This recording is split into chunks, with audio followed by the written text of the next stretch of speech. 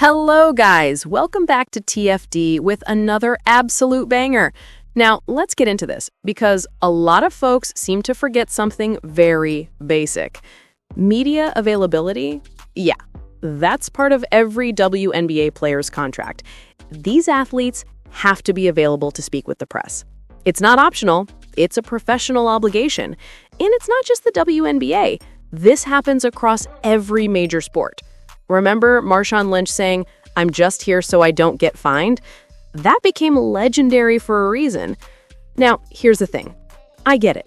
Nobody loves having cameras in their face after a loss or a bad performance. But when you're out there on social media, running your mouth, stirring the pot, and putting yourself in the spotlight, you can't just suddenly go quiet when the questions get tough. That's not how it works. Let's be honest here. Angel Reese, for example, talks a lot.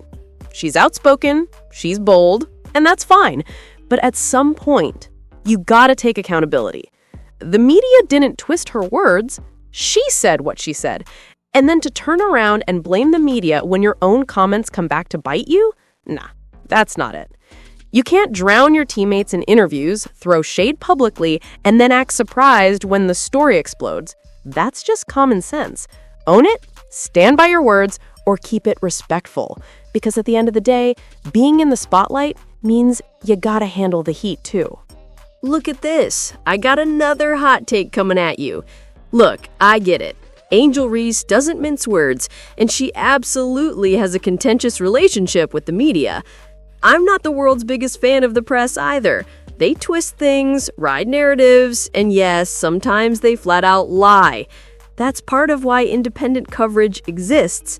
But let's be real for a second. How many times has something controversial about Angel Reese turned out to be completely fabricated? I can't think of many. She speaks, people react. End of story. Here's the bigger picture. The WNBA is still growing. If you're being called a superstar, and Angel, you are in that conversation, shouldn't you lean into media availability as a way to grow the game?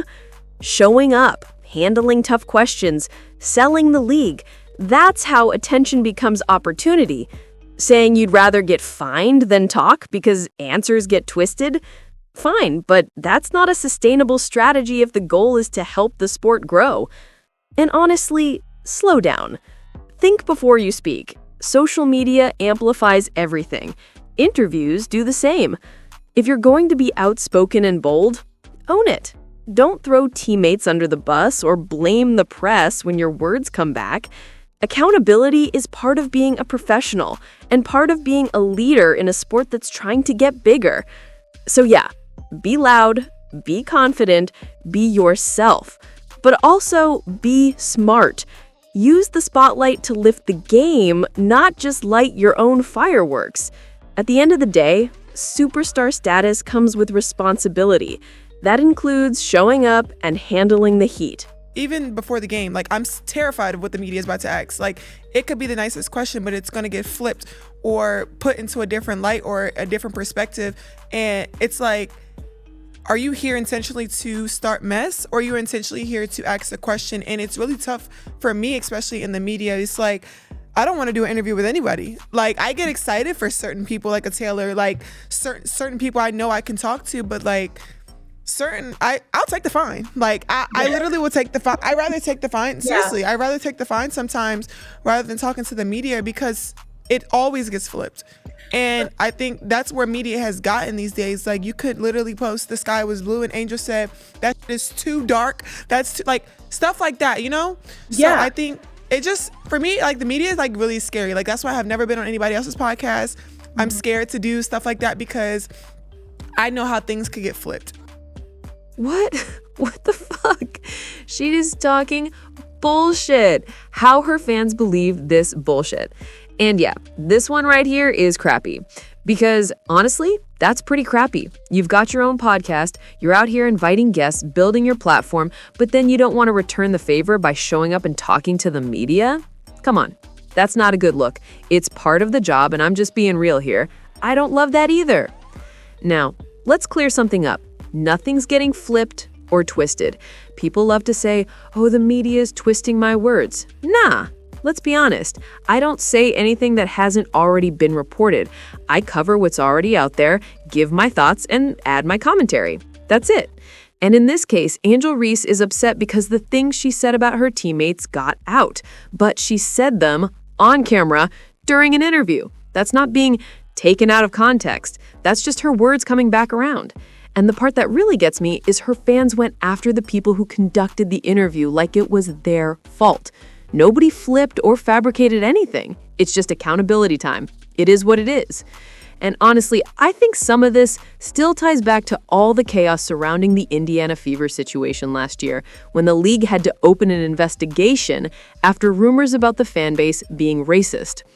All she had to do was step up and say, "I didn't hear anything racist." That would have put the whole thing to bed. But she didn't. She stayed quiet, and sometimes silence makes the noise even louder. At some point, you can't play victim to your own words. Just own it and move forward. Let's see what her viewers said. Easy. That's not basketball. Next question. And calmly continue until you get a basketball-related question. Great. Bravo, man. Now look this, someone said. A professional should have the gusto to answer questions. And yes, I would say the same about all athletes, no matter if they're male or female. Agreed. I mean, then don't say something stupid, dummy, like on your whole team, like you aren't part of the problem. I mean, honestly, I don't even know if she's going to be back on this team or not. I really don't. And man, sometimes you just don't get it. Maybe, just maybe, she should take some media prep courses. I'm telling you, she needs someone. She needs a PR squad, somebody who can guide her through all of this, show her exactly how to handle the media, what to say, what not to say. You know, she'll go out there half-dressed, expecting all eyes on her, but then get upset when people actually talk about it. That's the thing. You want coverage, you want attention, you want everyone watching, but the second the media talks, suddenly it's a problem. It's a tricky game. I've seen it happen so many times. I once played the victim in a situation like this, and then, I went out and owned it, turned the narrative. But let's be real. If you ask her, nobody should be talking about it at all. Really, you've got to be joking. And then you look at some of these reactions, people claiming, oh, she's out of line, she didn't do this. And it's ridiculous. I didn't break the camera, didn't do anything outrageous, but the overreaction is insane. I mean, it's all in the contracts anyway. I went and looked it up earlier. Players have to have some kind of media availability. It's part of the deal. Yada, yada, yada. The media may not always be perfect, they may not always get it right, but if they're reporting on things you actually said, well, that's not their fault. That's just the reality of the game. Honestly, I can't believe I'm saying this, but that's the way it is. You have to be prepared. You have to understand the rules, and you have to accept that once you step into the spotlight, everything you do is fair game. So, that's my take. I want to hear what you all think. Drop your thoughts down in the comments. We can talk about it, debate it, figure out what's really going on.